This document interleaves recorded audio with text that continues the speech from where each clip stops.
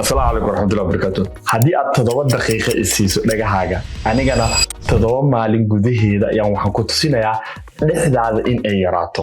Banaaga kama hadlaayo subcutaneous fatka kama hadlaayo. Dabcan fatka organada gudaha jirkaaga ku jiro.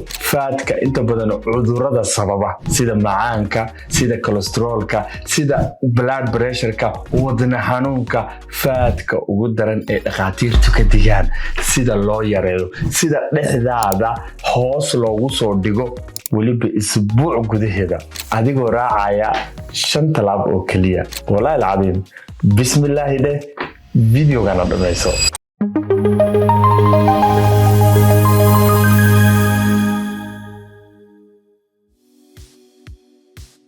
haddii aan ku bilaabo marka hore baruurta aan ka hadlayo ma ahan baruurta maqaarka ku xigto ee subcutaneous fatka loo yaqaan amaba qofku uu qaban karo. dabcan calooshaada baruurta soo sokaysa maqaarka soo xigta ee la qaban kara ma ka hadlayo. waxaa jirta baruur kale oo la yiraahdo visceral fat ee dhaqaatiirtu inta badan ka digaan. baruur xanuun oo dhan ayadu xambaarsan, baruur organada waaweyn gudaha u gasho sida mindhiciraha, wadnaha, beerka isku wareejiso. muhiimna ee tahay qofku inuu ka nadiifiyo. baruurtan waxay soo sii daysaa kiimikooyin inta badan inflammation keeno, barar jirka geliyo.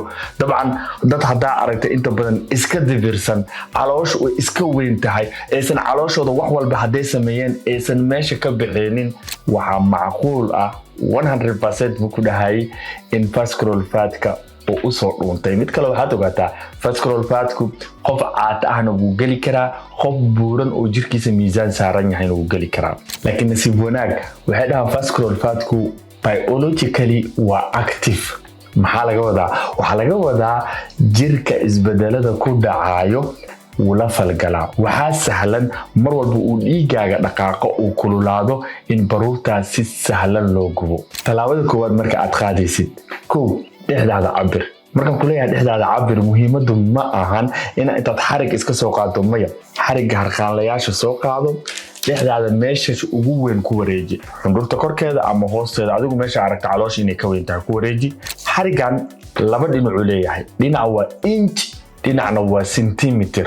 anaa kuu sheegayo qofka waxa uu cabiranayo. 2 neefta isku celinin.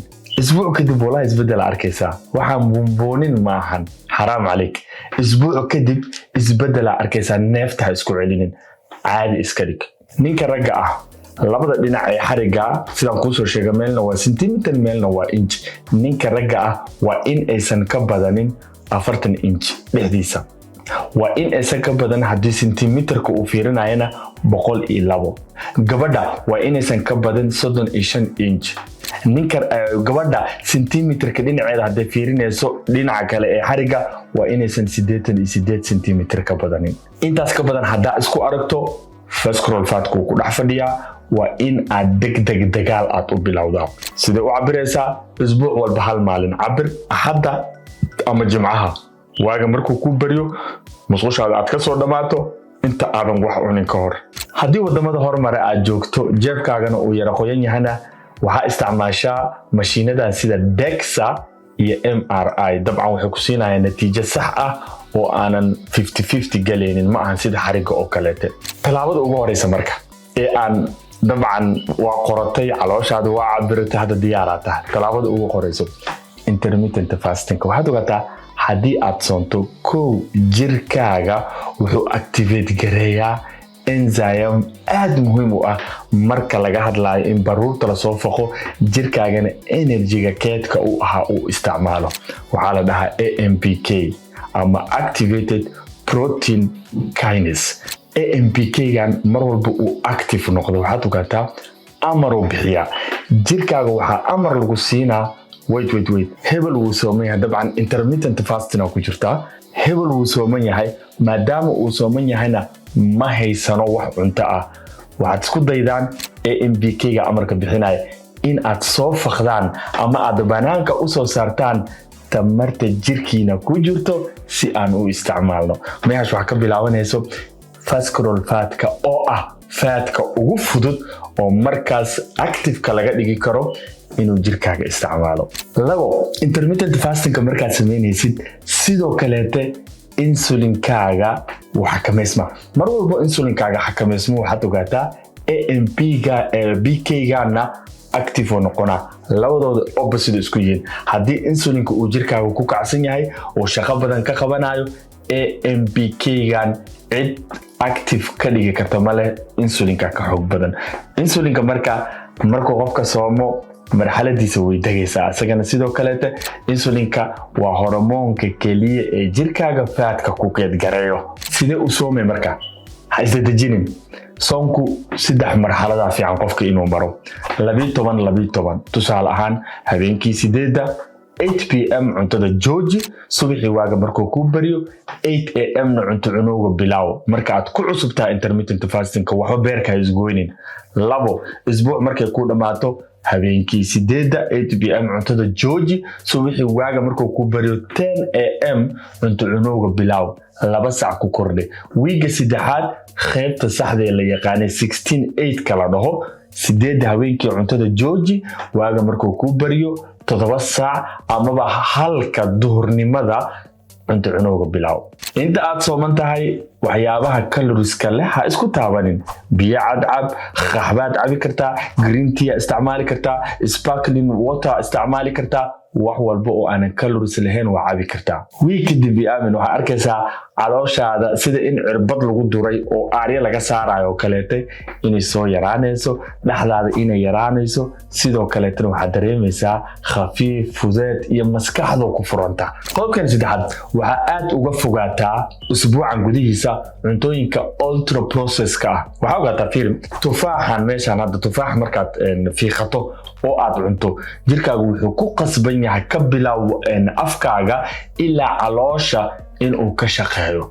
In digestive system-kaaga uu shaqo toos qabto. Waxaa ogaataa mar walba digestive system-kaaga uu ka shaqeynayana waxaa imaanaysa jirkaaga inuu calories extra u isticmaalo in cuntada la dheefshiido. Laakiin marka aad cabitaan ahaan tufaaxa u cabto ama fruitka aad shiidato maxaa dhacayso? Waxaa dhacayso hawsha jirka uu qaban lahaa uu calorieska ku gubi lahaa in banaanka lagu soo sameeyo.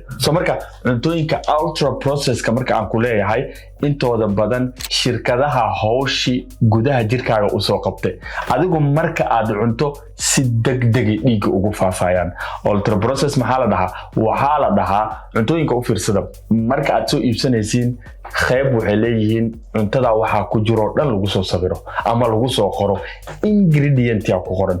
Ingredientigaas fiiri mar walba wixii 5 ingredient ka badan cuntada ay ku jirto ama 10 ingredient ka badan ay ku jirto ultra processed waa. Cuntadas waxba ku matarayso hadaa cuntidna sida cerealka kamida dhiigaaga si toos u galaysaa, sidoo kaleetana wax shaqaa jirkaaga kama qabanayo. Cerealka kamida, chocolate-ka kamida, ice cream-ka kamida, waxyaabahan qaxwooyinka aan ku darsadan. Dabcan hadaa Starbucks qaxwo ka cabto ama meelaha qaar aad qaxwo ka cabto maqaayadaha, waxyaabaha qaxwada lagu daro yaa kamida.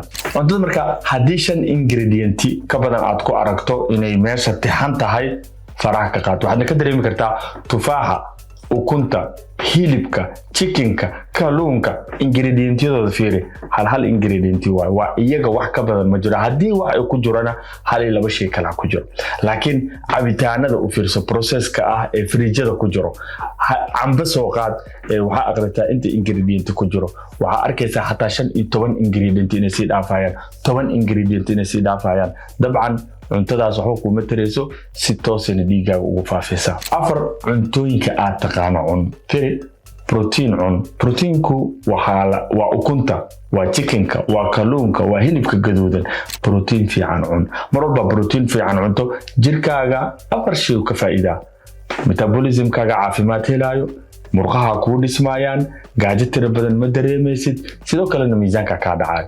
Carbohydrate-ka qaybta ugu fiican ama complex carbohydrate la dhaho raadso sida quinoa kale, mashaaridoo kale, batata macaanka kale, dabcan baradhadoo kale, briska brownka kale, rootiga brownka kale. Waa cuntooyinka inta badan waxaa la dhahaa glycemic index kooda glycemicku waa chart ama sabuurad inta badan lagu ogaado hadba cuntada inta xaddiga dhiigaaga ay kor u kicinayso. tusaale ahaan haddii maanta tufaax sida haday aan kuu soo sheegay oo caadi ah aad cunto waxa laga yaabaa in glycemic indexkiisa uu 30 yahay laakiin marka cabitaan ahaan uu cabtid waxa laga yaabaa in uu 100 gaarayaba. taas marka waxay keenaysaa in cuntadii dhiigga ay si toos ugu fakato insulinki uu meesha soo galo faadna lagu keedgareeyo. soo marka waxaad isku daydaa cuntooyinka aad isticmaalaysid mar walbo in cuntooyinkan complex carbohydrate ka noqdaan kuwa simple ka la dhaho oo si ultra process ka lagu sameeyo bakteeriyada lagu soo gubana oo adiga shaqada laga alaaliyay si hadhow gaajo degdeg aad u dareento wax kale oo lagu sameeyo malahan aad iskaga ilaali. dufan fiican qaado faatka dietary faatka muhiim haddii aad rabto hormoonaadkaaga inay ku caafimaad qabaan haddii aad rabto jirkaaga inuu baruur fiican gubo maskaxdaada inay si fiican u shaqeyso daarto faatka dietary-ga si fiican u qaado wuu wanaagsan yahay. olive oil-ka kamida waxa kamida avocado-da kan looska ku jira kamida kan hilbaha ku jira kamida gabdhaha gaar ahaan faat la'aan ma shaqeynayso hormoonaadkaaga qalqalay galayaan haddii aadan faat fiican aadan qaadanin. faatka cuntadaada ku soo dar. qodobka shanaad waxaad isku daydaa dhaqaaq dabcan jirkaaga dhiigaaga dhaqaajin kara inaad sameyso. dabcan muhiim ah jimka intaad tagto oo aad booboodo kalaas aad ibsanayso bari xataa aadan u soo noqonaynin oo lafaha ku xanuunayaan aad gashid muhiim ah. socod waxaa jiro videoga ka horeeyay aan ka soo hadlay oo aan dhahay jaamacad Japan ku taalo yaa waxay sameysay baaritaan kadibna waxay heshay 3 daqiiqo oo aad socod boobsiiso oo aad ku xijiso 3 daqiiqo oo aad caadi u socoto 30 daqiiqo aadna ku celceliso in ay tahay qaabka ugu fiican ee vascular faatkaaga jirka lagu gubi karo. sidoo kale 10k hadda aad sameyso 10000 steps hadii aad sameyso still mar walbo dhiigaaga dhaqaaqo faatka jirkaaga waa la gubaa. sidoo kale waxaad sameyn kartaa 2 maalin ama 3 maalin exercise intense ah inaad sameyso. tusaale ahaan gymka imaanaysaa treadmillka koraysaa marka hore waa isku luleynaysaa kadibna waxaad sameynaysaa 30 second yaad xabaaro ku ordaysaa 90 second ama 90 secondna waxaad sameynaysaa si tartiiba u soconaysaa. haddaad ku celceliso oo 15 daqiiqo ilaa 30 daqiiqo sidoo kale aad samaysina iyadan waxay ka mid tahay qaybaha kuu fududeyn karo in vascular faatkaaga la gaaro way gudihiisa dhexdaada ay ku yaraato. qodobkan marka bonus aanan kugu diraa hurdadaada waxaad ogaataa cuntada aad cunaysid hurdada saameyn ku yeelataa qaxwada aad cabaysid hurdada saameyn ku yeelataa taleefankaaga aad habeenkii fiirinayso hurdada saameyn ku yeelataa. inta badan waxaa jirto tirik la sameeyo oo aan video hore kaga soo hadlay ee dhahan xeerka 10-3-2-1 10 saac ka hor qaxwada jooji 3 saac ka hor cuntada jooji 2 saac ka horne xitaa biyaha caadiga aad cabaysid jooji laano marti caabado dhan meesha hurdada ku raaxaysan leed inaad kaadi u soo kacdo 1 saac ka horna taleefankaaga ka fogaw. maskaxdaada haday mar degto hurdo aad habeenkii hesho maalinkii waxa aad sameynaysid dhan way ku shaqeynayaan recovery fiican waad qaadanaysaa. intaas rabo inaad kula qaybsado hadda channel ku cusub tahay waxaan ka codsanayaa inaad videoga like saarto naguna soo biirto. dabcan meeshan faa'iidooyin badan kugu dhaafayo walaalka ku sabriye. Assalaamu calaykum warahmatullahi wabarakatuh.